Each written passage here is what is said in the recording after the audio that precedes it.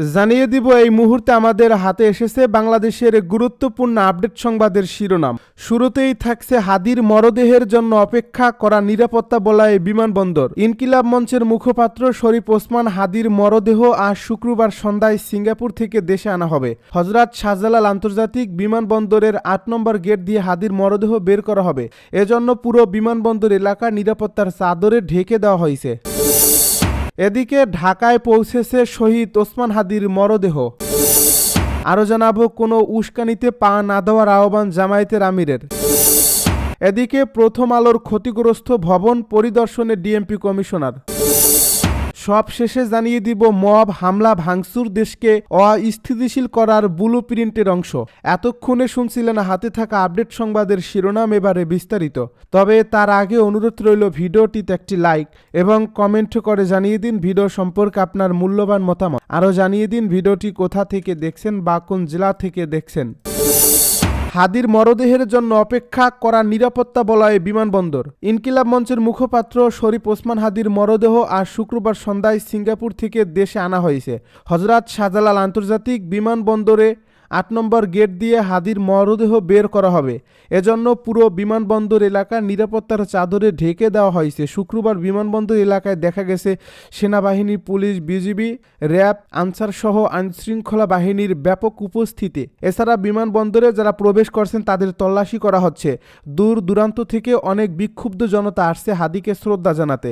বিমানবন্দর থানার sub inspector Iftekhar ইসলাম বলেন, আজকে ওসমান হাদির মরদেহ আসবে ৮ নম্বর গেট দিয়ে, সেজন্য আমাদের উপস্থিতি। অনেকে ভিআইপি আসছেন হাদিকে রিসিভ করতে, সেজন্য ভিআইপি গেটেও কড়া নিরাপত্তা দেওয়া হচ্ছে। দেশে পৌঁছেছে ওসমান হাদির মরদেহ। সিঙ্গাপুরে চিকিৎসাধীন অবস্থায় মৃত্যুবরণ করা ইনকিলাব মঞ্চের আহ্বায়ক শরীফ ওসমান হাদির মরদেহ বহনকারী বিমান ঢাকার হযরত শাহজালাল আন্তর্জাতিক বিমানবন্দরে অবতরণ করেছে। বিমান বাংলাদেশ এয়ারলাইন্সের ফ্লাইট BG-385 শুক্রবার বাংলাদেশ সময় দুপুর 2টা 30 সিঙ্গাপুরের চাঙ্গি আন্তর্জাতিক বিমানবন্দর থেকে উড্ডয়ন করে। শুক্রবার সন্ধ্যা 5টা 48 বিমান বাংলাদেশ এয়ারলাইন্সের BG-585 ফ্লাইটে হযরত শাহজালাল আন্তর্জাতিক বিমানবন্দরে মরদেহটি নিয়ে বিমানটি অবতরণ করে। ইনকিলাব মঞ্চের ফেসবুক পেজে দেওয়া এক পোস্টে জানানো হয়, বিমানবন্দরে আনুষ্ঠানিকতা শেষে ওসমান হাদির মরদেহ ঢাকা বিশ্ববিদ্যালয় কেন্দ্রীয় মসজিদে নেওয়া হবে। এ সময় সংগঠনটির নেতাকর্মী ও সমর্থকদের এয়ারপোর্ট থেকে শাহবাগগামী সড়কের দুই পাশে সুশৃঙ্খলভাবে অবস্থান নেওয়ার আহ্বান জানানো হয়। উল্লেখ্য, গত 12 ডিসেম্বর রাজধানীর বিজয়নগর এলাকায় গণসংযোগে গেলে চলন্ত মোটরসাইকেল থেকে গুলিবিদ্ধ হন শরীফ ওসমান হাদি। এই গুলিটি তার মাথায় লাগে। গুরুতর আহত অবস্থায় তাকে ঢাকা মেডিকেল কলেজ হাসপাতালে নেওয়া হয়। পরে অস্ত্রোপচারের পর ঢাকার একটি বেসরকারি হাসপাতালে ভর্তি করা হয়। কোনো উস্কানিতেই পা না দেওয়ার আহ্বান জামায়াতের আমিরের। ইনকিলাব মঞ্চের মুখপাত্র ও জুলাই আন্দোলনের সম্মুখ সারির যোদ্ধা শরীফ ওসমান হাদি গতকাল বৃহস্পতিবার সিঙ্গাপুরে চিকিৎসাধীন অবস্থায় শাহাদাত বরণ করেছেন। তার এই মৃত্যুতে সারা দেশে শোক, ক্ষোভ ও প্রতিবাদের আবহ সৃষ্টি হয়েছে। এমন প্রেক্ষাপটে গণমাধ্যমে বিবৃতি দিয়েছেন বাংলাদেশ জামায়াত ইসলামীর আমির ডাক্তার শফিকুর রহমান। শুক্রবার এক বিবৃতিতে জামায়াতের আমির বলেন, সর্বস্তরের দেশপ্রেমিক জনগণ মহান আল্লাহ রাব্বুল আলামিনের কাছে তার রুহের মাগফিরাত কামনা করছে এবং একই সঙ্গে তার জীবনের নিরাপত্তা নিশ্চিত করতে ব্যর্থতার বিষয়টি নিয়ে গভীর ক্ষোভ প্রকাশ করছে। এ ঘটনায় গভীর উদ্বেগ প্রকাশ করে তিনি বলেন, শহীদ ওসমান হাদির শাহাদাতের পর দেশের ছাত্র জনতার মধ্যে যে ক্ষোভ ও আবেগ সৃষ্টি হয়েছে তা ন্যায্য ও বোধগম্য। কিন্তু এই ক্ষোভকে পুঁজি করে কোনো পক্ষ যদি নিজেদের স্বার্থ হাসিলের চেষ্টা করে তা কখনোই মেনে নেওয়া যায় না। আমরা স্পষ্টভাবে আশঙ্কা প্রকাশ করছি, এ ধরনের কর্মকাণ্ড পরিকল্পিতভাবে আন্দোলনকে ভিন্ন খাতে প্রবাহিত করার অপচেষ্টা হতে পারে। জামায়াতের আমির বলেন, গণমাধ্যম রাষ্ট্রের চতুর্থ স্তম্ভ এবং জনগণের কণ্ঠস্বর প্রকাশের অন্যতম প্রধান মাধ্যম। আমাদের মনে রাখতে হবে যে গণমাধ্যমের উপর হামলা মানে গণতান্ত্রিক চর্চা, মত প্রকাশের স্বাধীনতা ও আইনের শাসনের উপরে আঘাত। যে কোনো ন্যায়সঙ্গত আন্দোলন শান্তিপূর্ণ ও নিয়মতান্ত্রিকভাবে পরিচালিত হওয়া বাঞ্ছনীয়, নইলে মূল লক্ষ্য অর্জন ব্যর্থ হতে পারে।